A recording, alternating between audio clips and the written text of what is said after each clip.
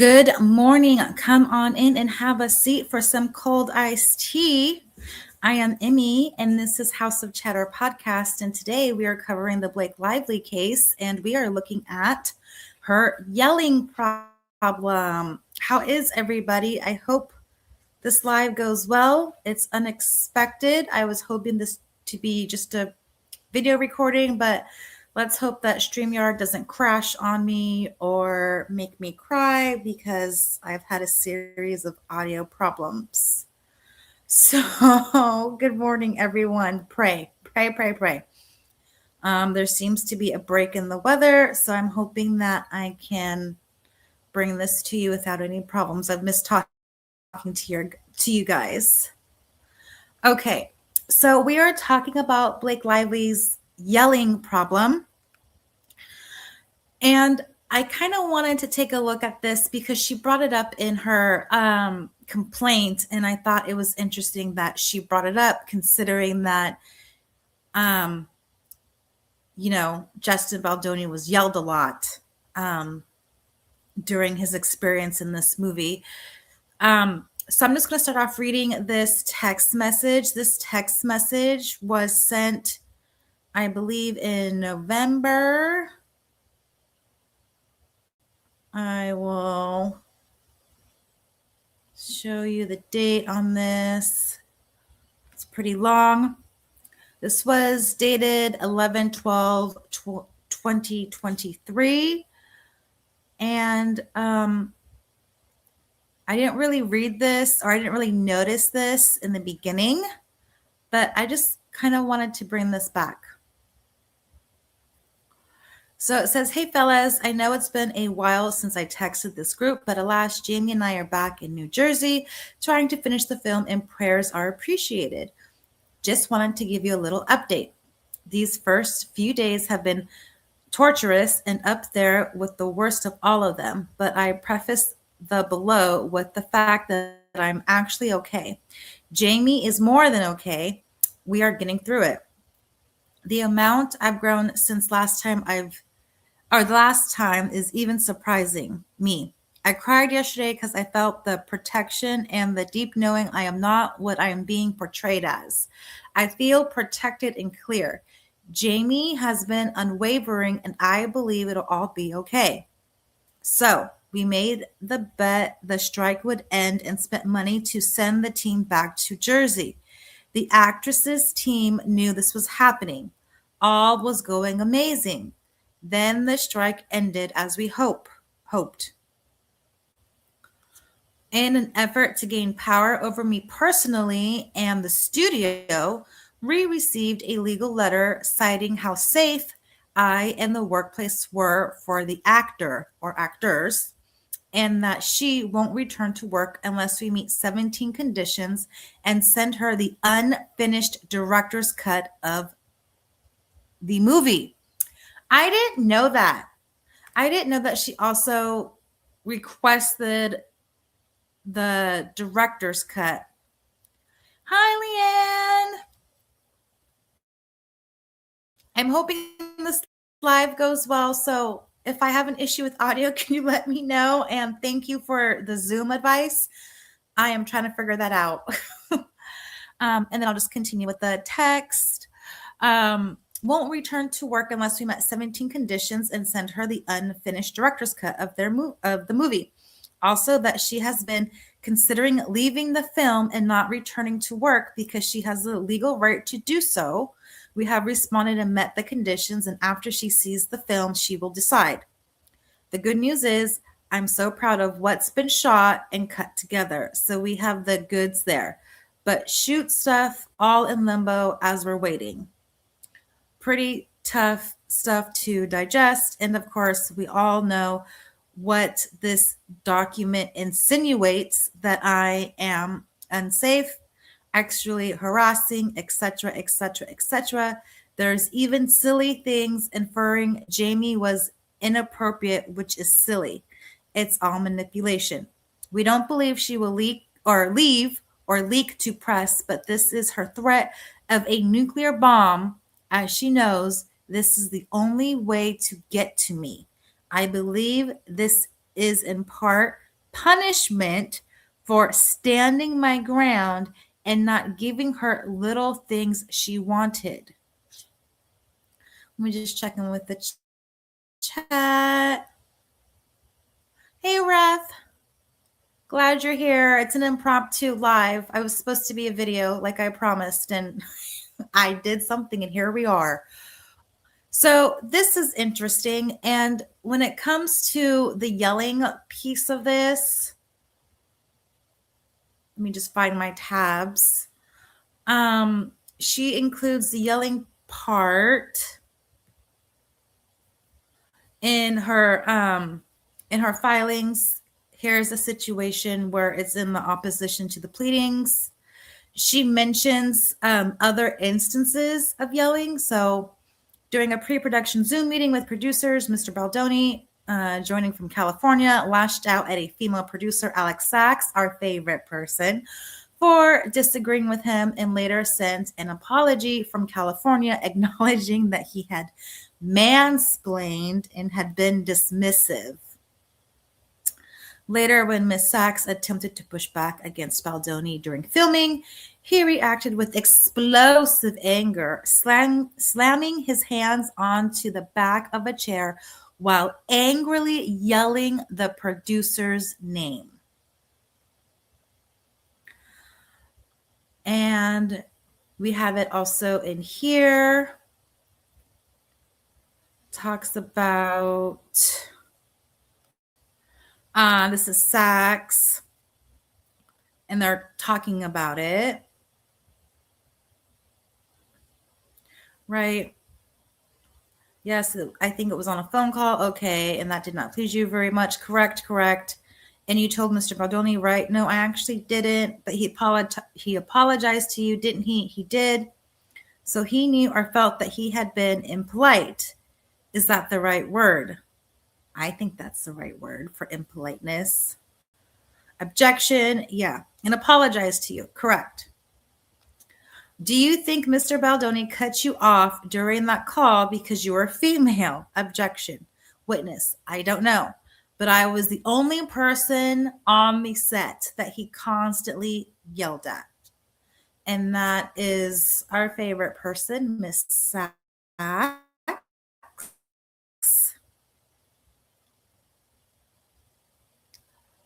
And then it is also mentioned,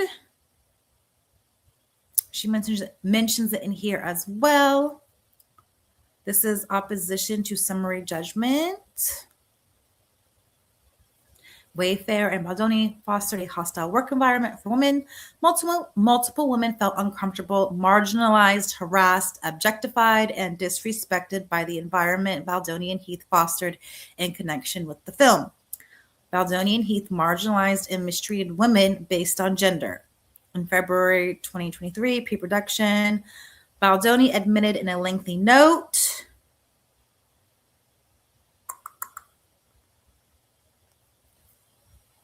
but his misbehavior continued. Baldoni consistently yelled at Sachs and exhibited vengeful or rageful. I saw vengeful just because I'm thinking of Blake's motives, but rageful yelling or interrupting reactions when Sachs spoke. Sachs recounted one time when Baldoni, upset with Sachs, input on the film, came up behind where she was sitting and yelled and then slammed his hands on the chair next to her and stormed away. Sachs immediately warned Heath and Giannetti, seated behind her, that she would walk off the movie if Baldoni behaved that way again. As the only woman and non-Wayfair producer on the set, Sachs felt sidelined by Baldoni and Heath, and she also observed Baldoni being very dismissive of the film's screenwriter. Now, since Leanne is in the chat, would that instance, I'll ask you because you're corporate, that be an HR complaint or a pervasive or severe incident? Let me see this. See if this works. Maybe he was mad. I see bleach now instead of belch. So we're getting away from the belches. Maybe he was mad at bleach, belch, almost gave him herpes. It could be. I heard that they had to digitize that out. Okay, but is yelling really like an HR I don't know, a hostile work environment? You know, it didn't happen to Lively, it happened to somebody else, but she included it. And even Judge Lyman mentioned the yelling in his opinion and order, which makes me mad. Now that we know all the truth, and I'll just read this paragraph for you guys. However, as with Sloan, Reynolds was not present for any events during filming, which I dispute that he was not there. He was at filming, just at different points. And the amended complaint does not provide any reason he would have doubted Lively's version of events. See Prince.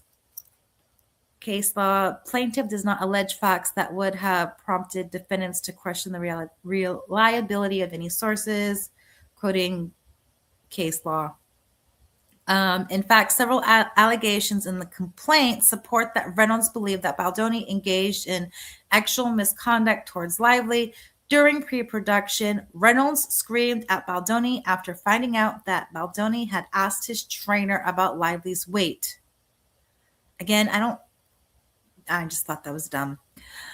Reynolds then later yelled at Baldoni and demanded that he apologize for actions that had never happened in connection with the return to production demands, becoming further enraged when Baldoni refused to apologize. Given that the return to production demands concerned Baldoni's alleged inappropriate behavior towards Lively, the obvious inference is that Reynolds was yelling about Baldoni about this alleged behavior. The facts tend to suggest that Reynolds believed that Baldoni had inappropriately commented on Lively's body and then engaged in inappropriate or predatory actions towards Lively during filming. Wow, reading that all over again just makes me even more mad. More mad. Oh my God. Okay. Footnote fetish here. Although Baldoni allegedly denied this behavior, mere denials, however vehement, are so commonplace in the world of, I don't even know how to say that word, polemical charge and countercharge, that in themselves they hardly alert the listener to the likelihood of error. The Wayfair parties argue that actual malice can be inferred from Reynolds' deep disdain for Baldoni and the fact that he was trying to convince WME to drop Baldoni when he made the actual predator statements. Let me just check in with the chat real fast. Oh, let me start with this one. It's not severe or pervasive. I agree. I think the 6-hour yelling session was more severe and pervasive than this. For the yelling, we need more context about the tone, words used, any threats, the information. Totally agree. That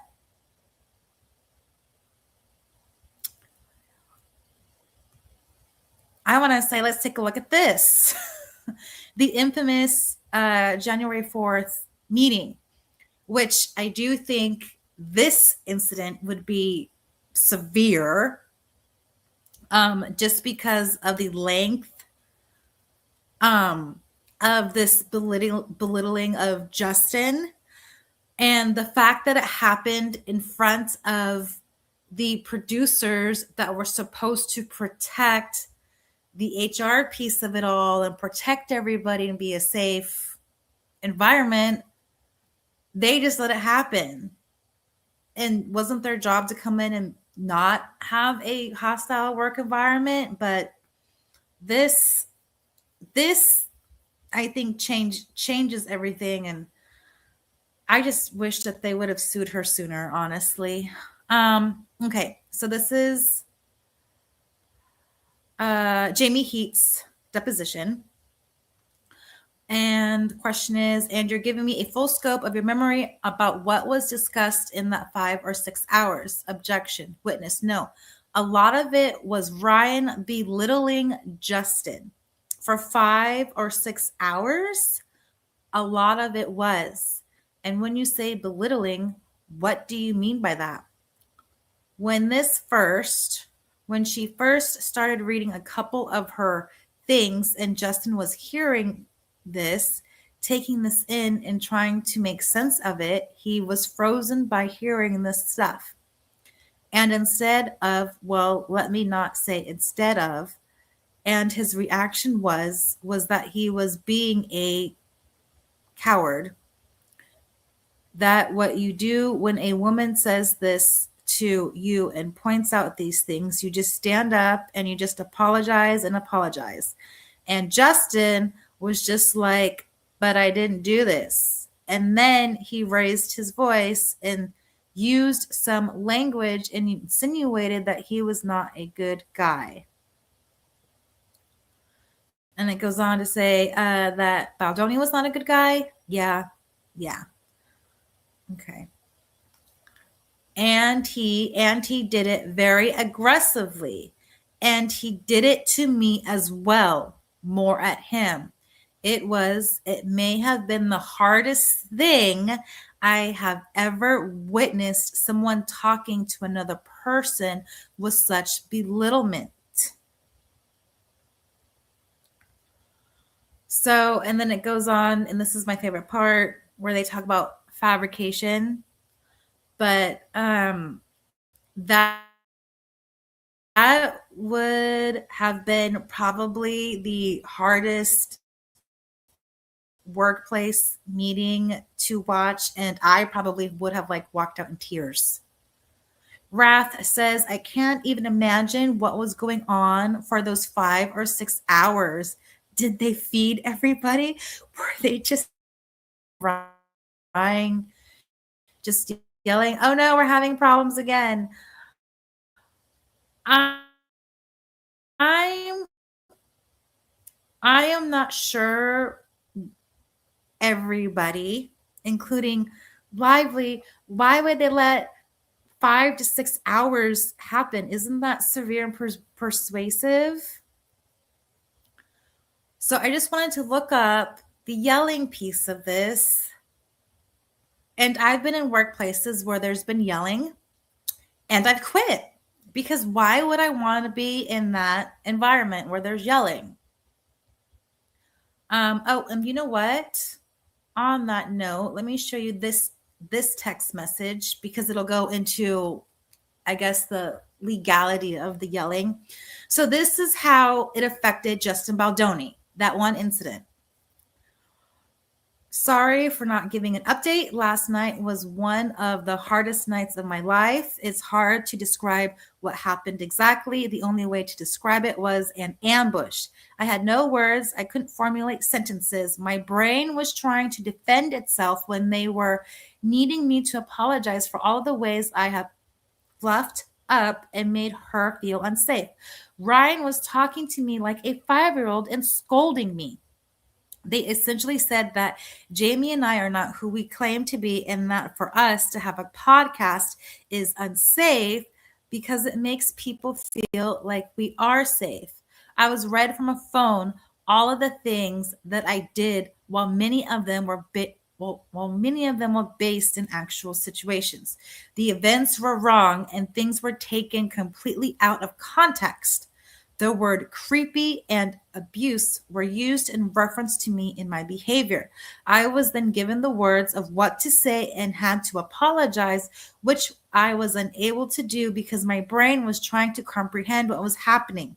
I was in shock and basically went into feeling like I was a 7-year-old. Again, when I got home last night, I was emotionally paralyzed. It was as bad as it sounds. Jamie did a beautiful job apologizing. I did not have the words. I was embarrassed for myself as it happened in front of the team, but I was embarrassed that I was unable to even formulate the correct words to apologize and honestly just feel like a bad person.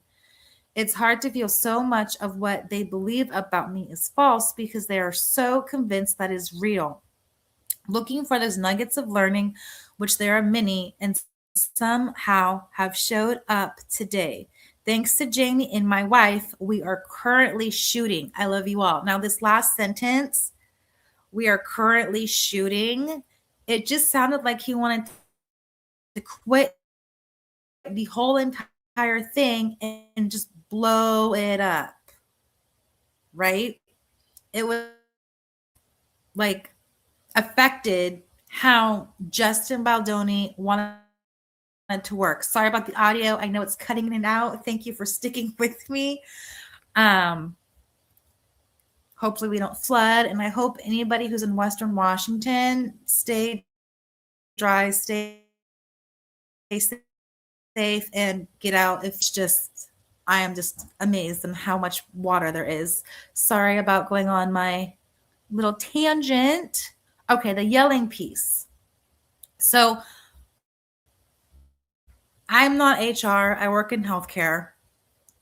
And I don't like yelling. I left a relationship, this last relationship, because of yelling. Well, yelling, slamming things, and in that slamming things, throwing things, there's a little tiny hole in my wall, and I will learn to patch my own drywall.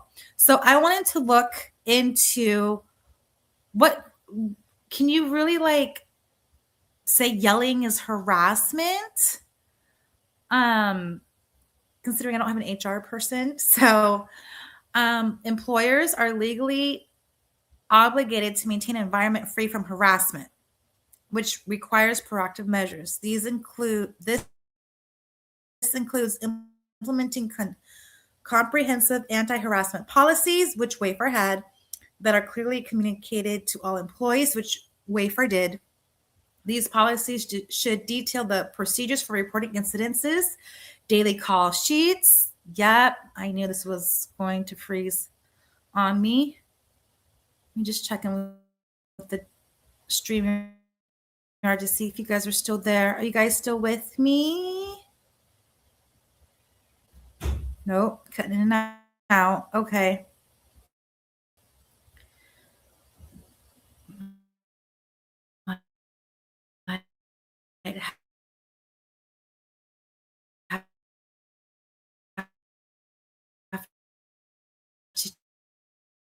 Do this again. About that, guys. Right, they're going to do training programs, educate employees, all the other stuff, right? To the yelling part, distinguishing yelling from harassment involves examining the intent, context, and impact of the behavior. Just like Leanne said, yelling on its own may not constitute harassment unless it creates a hostile or abusive environment. For instance, a manager raising their voice to emphasize a point or address a performance issue might be considered a normal part of workplace dynamics. However, if the yelling is accompanied by derogatory remarks or is consistently directed at a specific individual, it may veer into harassment, which I think Blake.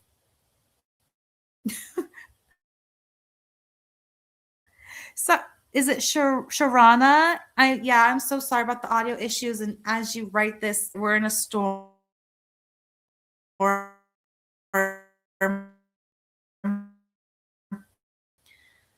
And I am just a glutton for punishment. So I will.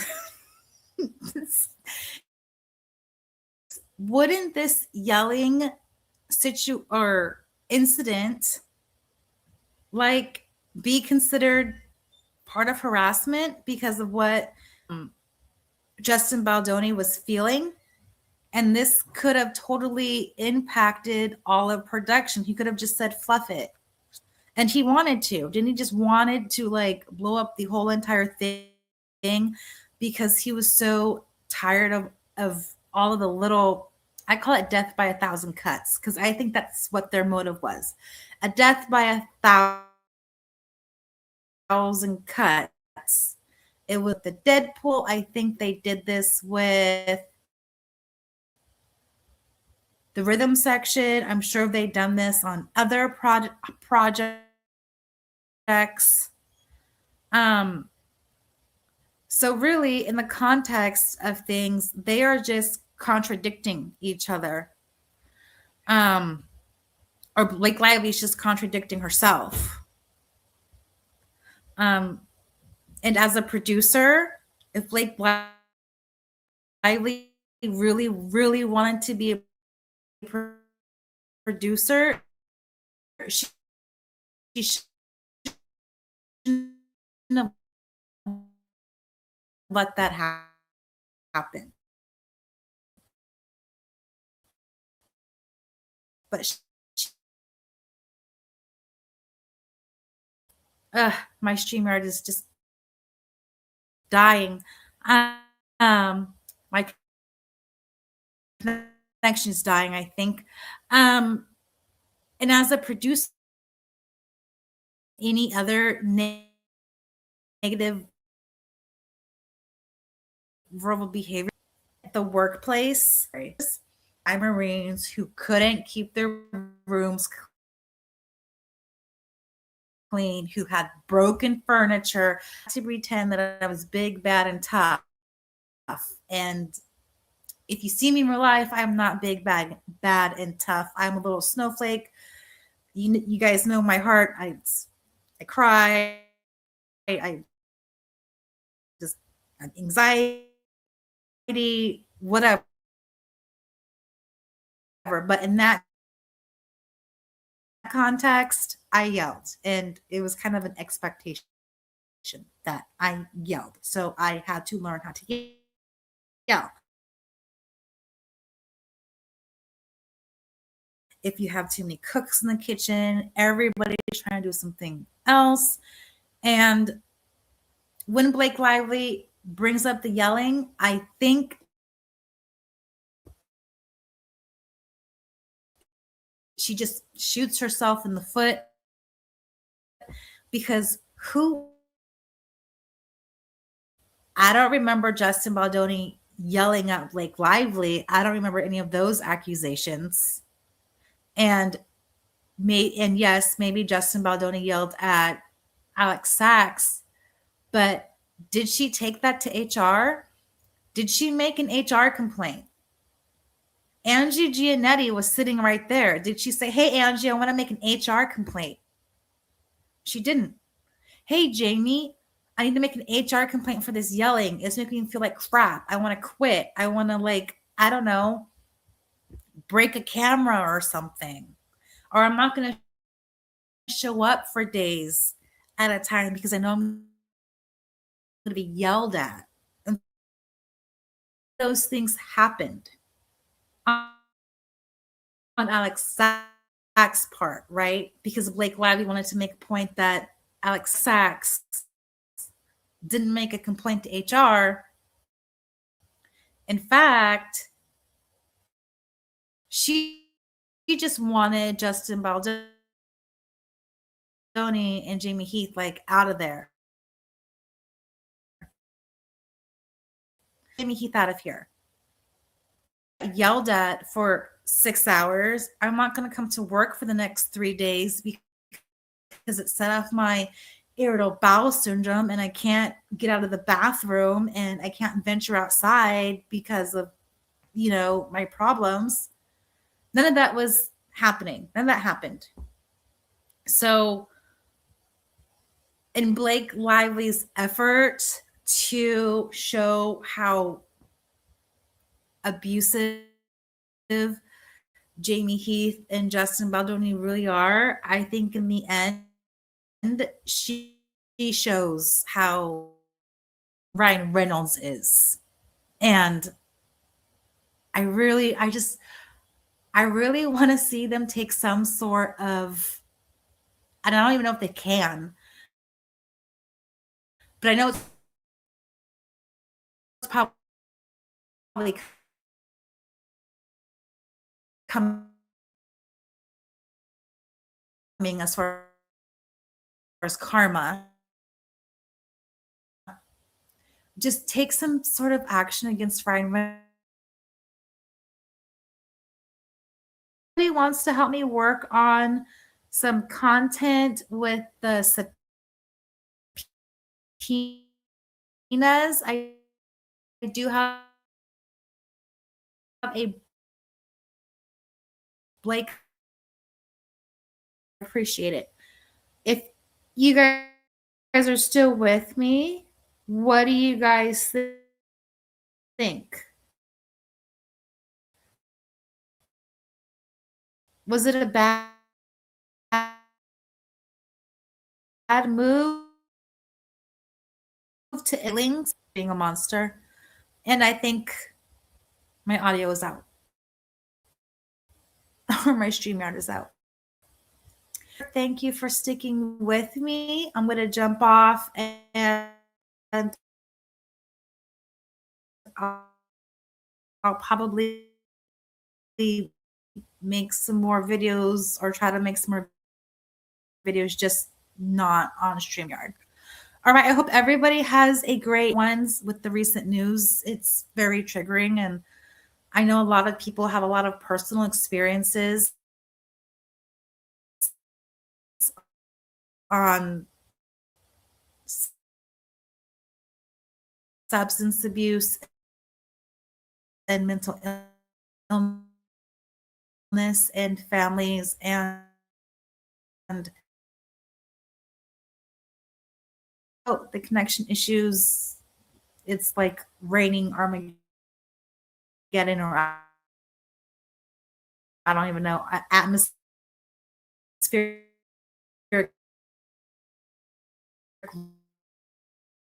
river here, and sorry. So we'll just take it